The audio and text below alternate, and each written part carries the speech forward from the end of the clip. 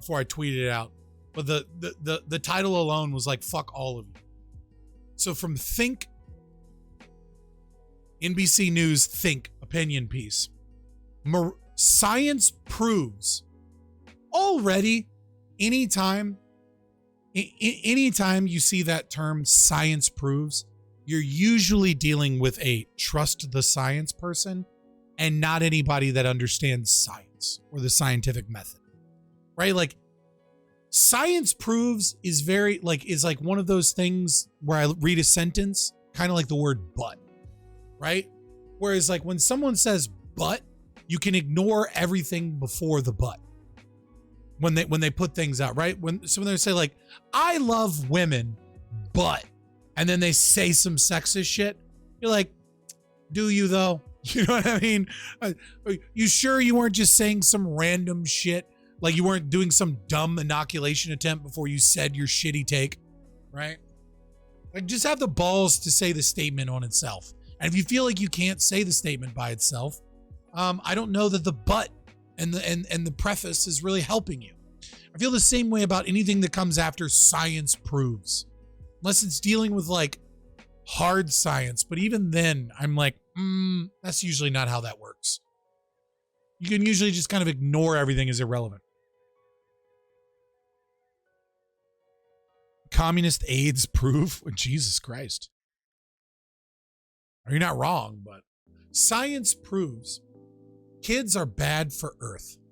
Morality suggests we stop having them. Whose morality, bitch? What moral system is determined by science? Could it be consequentialism? Subjective analysis based off of your own subjective bias, where you then use data that suggest one form of something. Yeah, we get like this just reads, I'm a Malthusian leftist. That's all this reads. That's all this says. This says, I don't understand basic economics. I don't understand capitalism. And I believe that if we reach a certain population threshold, that we use up all of our resources and like calamity ensues, and therefore you shouldn't have children. And it just so happens to be that I don't value any of the things that are positive about having children. Right. And that's the other thing, Nair Socks, is that if you believe this, then, and you believe that it's moral, right? It is in the basis is all consequentialism. And it's all based off of outcomes. And that's what you believe determines the morality of something. Unless you're a rule utilitarian, then the exact same logic can be applied to just going out and committing mass shootings.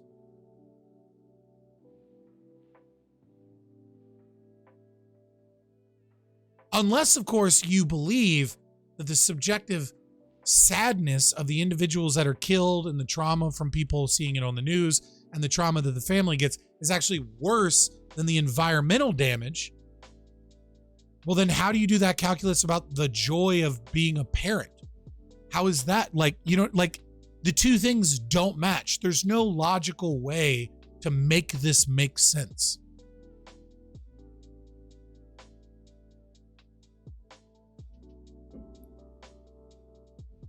We need to stop pretending kids don't have environmental and ethical consequences. Oh, what do you know? The word consequences in the subtitle.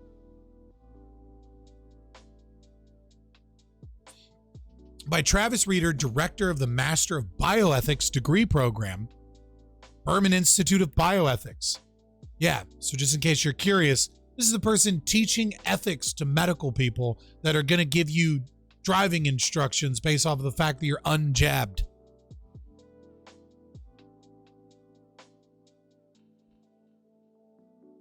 I think they should fire this person because they clearly have proven themselves to be unethical.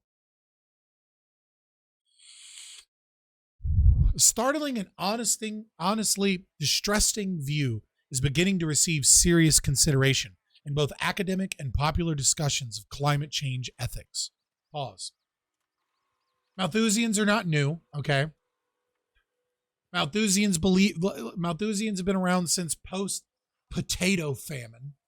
Okay, that's not new. The only thing new here is that Malthusianism is now being accepted within academia because their leftist fucking insane garbage fucking philosophy allows them to justify any form of violence, horrors, and slavery in the name of the dialectic and in the name of the perfect God state.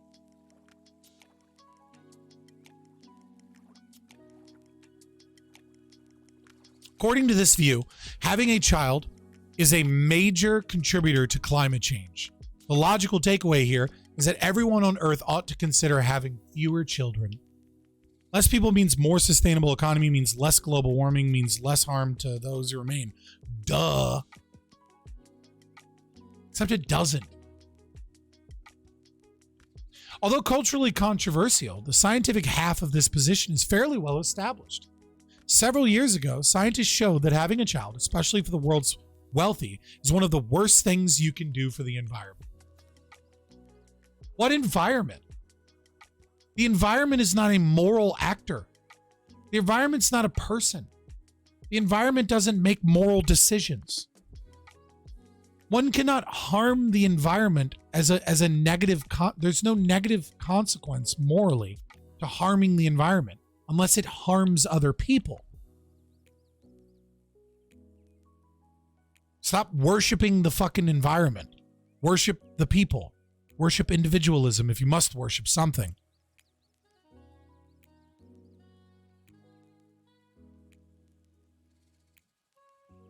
The data was recycled this past summer in a paper showing that none of the activities most likely to reduce individuals' carbon footprints are widely discussed. The second moral aspect of the view. Love how they just go over the science real fucking quick. The science. Anyways, the moral view that perhaps we ought to have fewer children is also being taken seriously in many circles. Indeed, I have written widely on the topic myself. Well, I appreciate the pat you're giving yourself on the back as a piece of shit Malthusian, but I don't know how that's lending credence to it as being respected in the academic community. But scientific evidence and moral theorizing aside, let's just throw away any discussion of science or morality. It's a complicated question with plenty of opponents. You don't say. In what follows, I will address some of the challenges to this idea. Because while I recognize that this is an uncomfortable discussion, I believe that the seriousness of climate change justifies uncomfortable conversations. I love this idea too, that the left has, this extremely patronizing, gaslighting, narcissistic thing that they always do, where it's like, this is a difficult conversation, right? Like they take your anger and your fear, your anxiety that you feel against coming up across someone that is spouting evil philosophy, and then they gaslight that and to say that that's not a reaction to them, that's a reaction to a necessary and uncomfortable discussion. It's like, no, I'm not uncomfortable with the conversation, dude. I'm uncomfortable with you. I'm uncomfortable with you being a fucking snake in the grass. I have mechanisms in my brain that were designed to sniff out predators. And eventually we mythologize those predators, recognizing that that man is the most dangerous animal in the zoo, right? Call back to the charity stream. And then we began to create mythologies and recognize that the most dangerous snake in the grass is our fellow humans, all right? And all those evolutionary things in my brain that help me detect predators are sending off alarm bells right now when you open your fucking mouth. It's not an uncomfortable conversation. It's only an uncomfortable conversation because you're here, right? If it was me and my boys smoking weed on the back of a patio at 2:00 in the morning, it wouldn't be an uncomfortable conversation. We'd talk about it and we'd recognize why it's fucked up. And we'd be like, but like kind of the math works out, right? Yeah, but like, and we'd have a conversation. Wouldn't be uncomfortable at all. You're what's making it uncomfortable.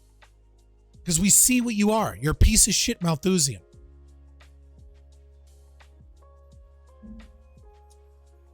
In this case, that means that we need to stop pretending the decision to have children doesn't have environmental and ethical consequences. Every decision has consequences. What about them? The argument that having a child adds to one's carbon footprint depends on the view that each of us has a personal carbon ledger for which we are responsible. Furthermore, some amount of an offspring's emissions count towards the parent's ledger. This is true. All things remaining equal. Assuming the market has no innovation, assuming that we don't change, assuming that I don't have that the reduction, that the consequences don't lead to a lack of innovation, assuming that this doesn't assuming that this doesn't lead to some economic tensions, right? Because if you start reducing population at the lower end of the distribution in age, right, and you have an older age that's retiring, right, you don't have a stable economy. China's having serious problems taking care of their elderly right now. Why? Because of the one-child policy. They thought that once they got rid of the one-child policy that they would just that they'd have a baby boom. Well, they didn't. And now that there's a lack of that baby boom coming of age to go into the workforce to create the economic output that's necessary to take care of their elderly population, they're running into all kinds of problems. And you can't magically just fix this with immigration, because that doesn't actually fix the problem of the population growth, does it?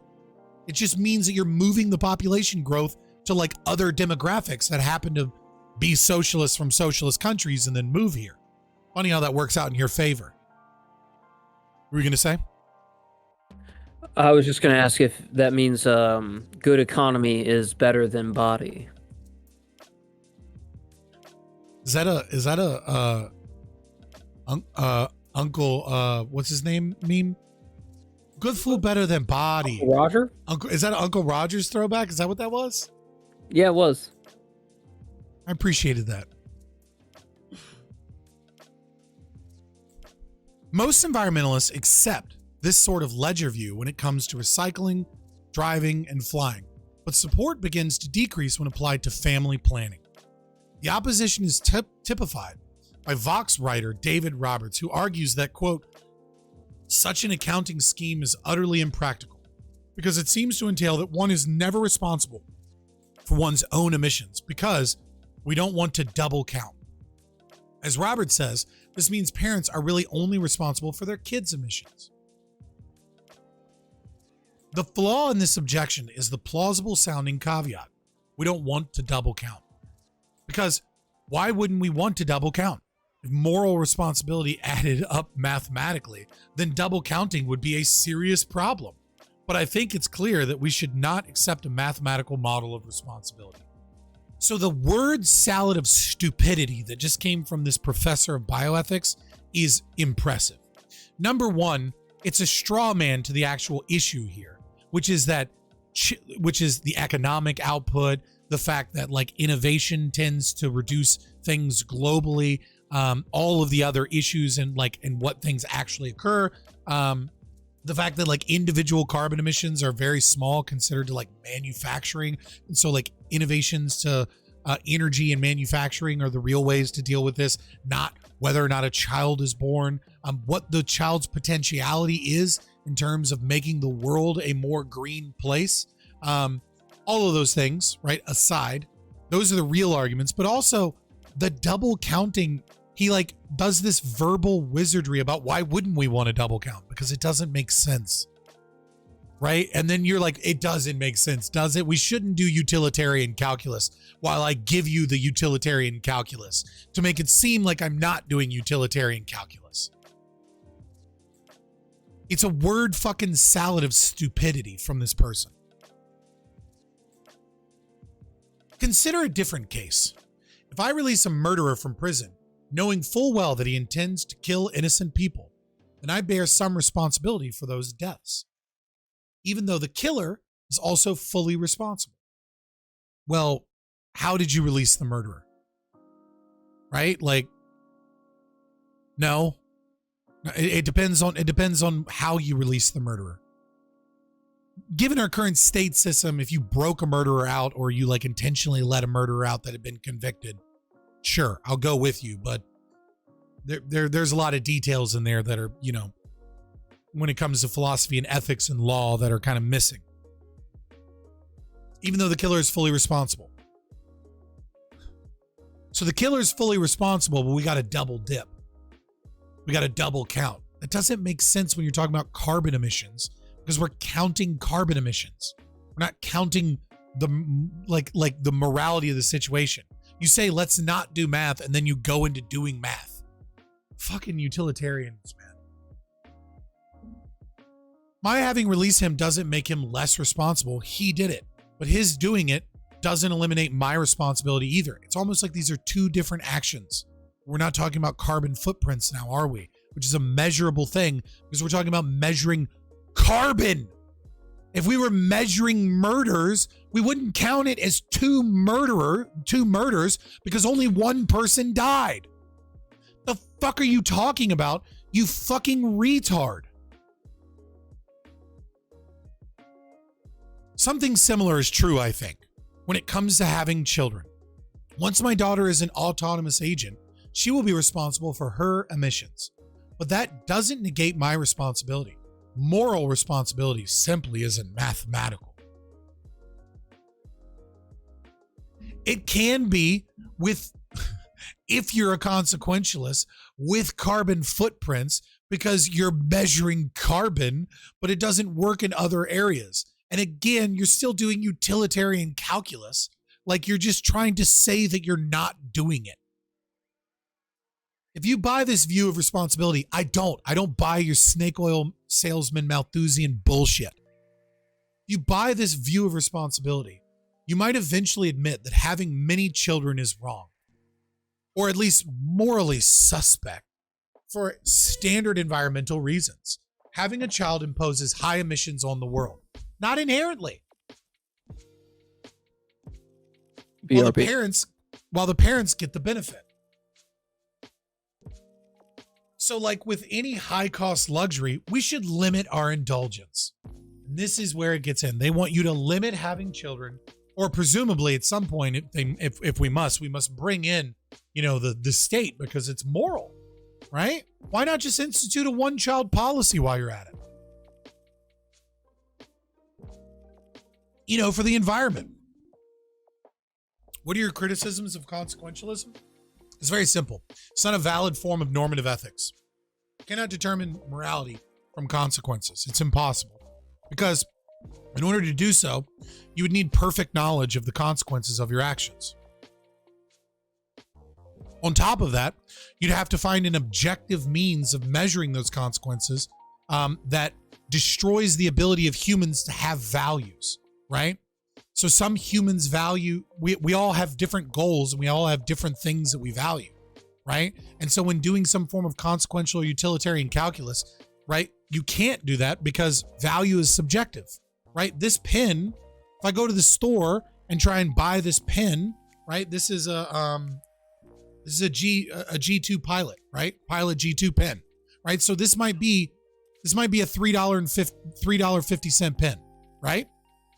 I don't like using cheap Bic pens, but that's the price. That's not the value, right? Because I might really like this pen, or it might be the 29th of the month and I have no fucking money, and this is my last pen, and I need that pen to take notes. And so it might be worth more than $3.50 to me because of time, because of the available resources that I have, because of the inherent value that this pen has to me. It's impossible to determine the value of this pen. What we can determine is price. And this is the same thing that happens with consequentialism and morality, is we determine the price. We don't determine the value of things, right? What is pain? Well, like, pain is a metric that is different for different people. I have a connective tissue disorder, right? A degenerative disease within my joints. My hips are fusing, and I'll need a hip replacement by the time I'm 40. And I essentially have arthritis in all of my joints at the age of 32. Okay. So when I get hit with something painful, my tolerance for pain, my pain threshold is usually pretty different than other people, right? Like, I can stab myself and not realize I'm cut, and be bleeding pretty heavily and be like, oh shit, I'm bleeding. Right? Because I'm in constant state of pain, right? And I very rarely take any form of ibuprofen or anything like that. I save it for days that I have migraines or headaches, or for a day where I'm in particularly a lot of pain if I didn't sleep well, because I don't want to like build up a tolerance and do liver damage. So I'm just walking around with arthritis in most of my joints at 32 with fusing hips. I'm in pain, right? So how does the consequentialist value my pain in a moral decision versus someone else's pain? I have a different pain threshold, right? You can't. You're engaging in a bunch of subjective analysis of outcomes and putting in what you value and what you think is important and the metrics that you choose to measure without understanding unintended consequences, without knowing the data that you don't have available to you, and without realizing that you're putting in your own subjective value. All of those things combined means that, to me, consequentialism, utilitarianism, and even rule utilitarianism, though in my opinion better, are just not valid forms of normative ethics.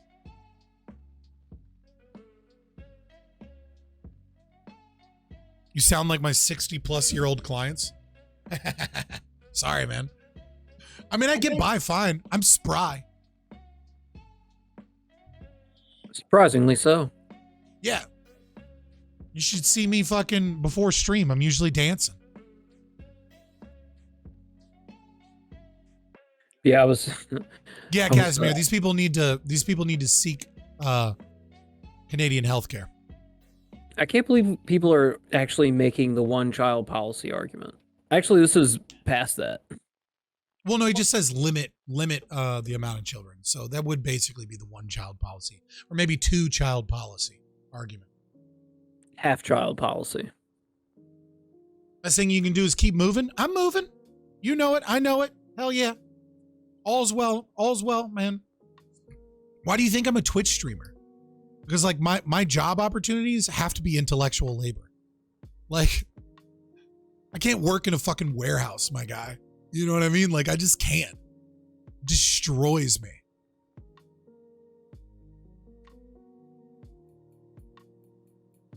So let's continue.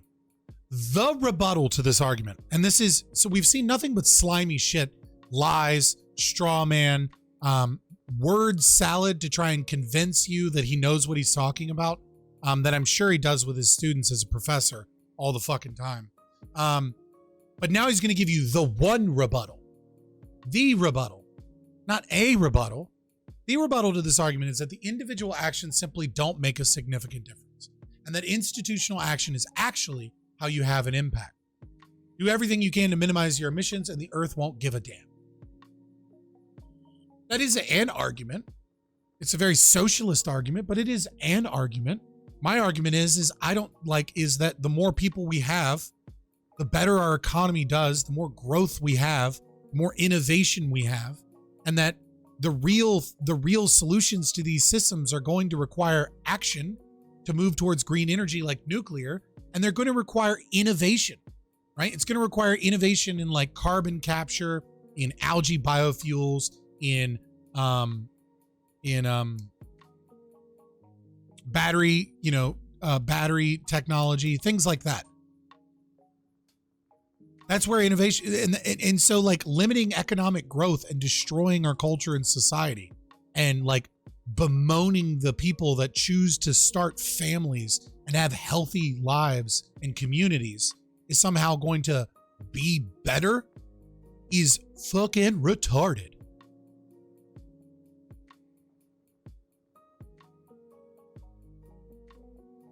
I have it, and I kind of want to look at it, Theoides, but like I don't really understand science. I'm gonna be real with you. I'm gonna be honest with you. I am the social issues ANCAP for a reason, is what some people call me, right? It's like I get psychology, I get sociology. I'm beginning to grasp the theory of libertarianism, and the philosophy that undergirds it. These are things that my brain can work to understand. When it comes to hard sciences, I'm usually just parroting what other people say. I've done a lot in the medical field, and so I've ended up learning a lot about it. But for the most part, when it comes to hard sciences, I'm a big dum-dum. I'm okay, and I'm okay admitting that.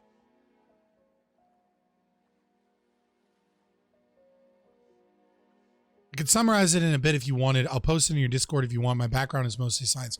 I mean, to be fair, it is in the podcast. Is from, where's it at? Did I skip it? I must have skipped it. Where'd it go? Video from space, fusion, energy breakthrough, and national security implications explained. How long is this? 7 minutes. It was a video we were from some guy that we were going to check out.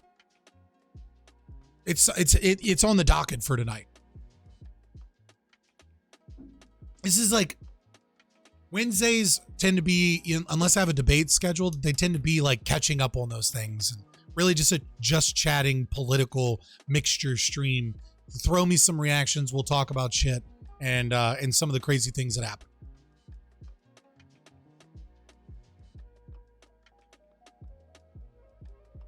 All of these claims are true. Most individual actions won't matter in the context of a trillion-ton all-time anthropogenic carbon budget. And indeed, policy and collective action are important for seriously mitigating the harms of climate change. No, they're not. Collective action is not important here. Individual action is. I don't like this idea of collective action, right? Because collective action it carries with it, it's a very politically seeded word about like government action, right? And like the only thing the government needs to do is get the fuck out of the way. Because if they got the fuck out of the way, we'd already be on nuclear. If they literally just got out of this massive regulating game and allowed people to sue companies that poisoned their water directly or their air directly, not like the planet, because that's second, third order consequences, but like directly poisoned your drinking water and things like that, instead of having the EPA step in with fines, and they just deregulated nuclear and let the market handle it and insurance companies handle it, we'd already be green energy. Now, granted, nuclear is not true green energy in the sense that, like, we do have to mine these resources, and eventually we run out of fucking, thorium? Eventually, I guess, you know what I mean? But like, that's a problem for like 3,000 years in the future. Assuming no new breakthroughs, right? Assuming we just do a little bit of research into that. Hey guys, just had a killer workout. Fuck yeah, Dread Vermin. Proud of you. Get on that grind. Right? I know you've been an incel for years, fighting back against it. I appreciate it. Dread Vermin doesn't want to be a virgin any longer. Putting in work. Dick move. Was that not funny?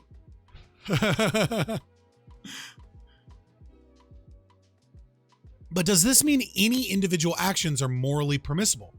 I think the answer is clearly no. Wait, what? But does this mean my individual actions are morally permissible?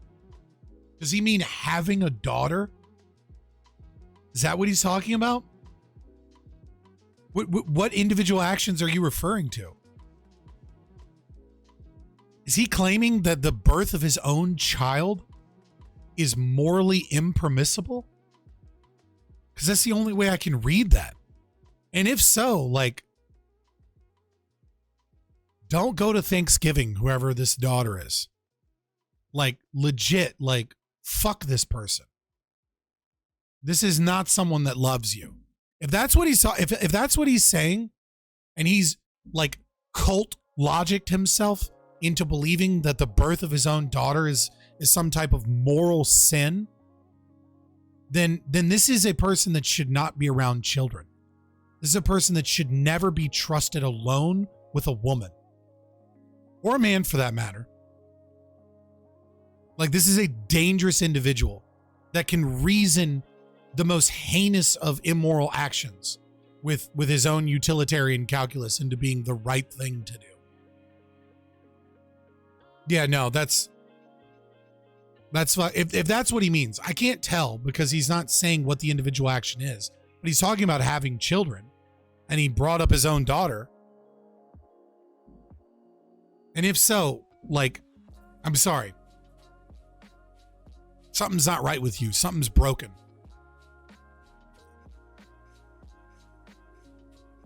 morality only applied to meaningful change, then morality would rarely recommend actions of symbolic integrity or defiance. What? What is that? What?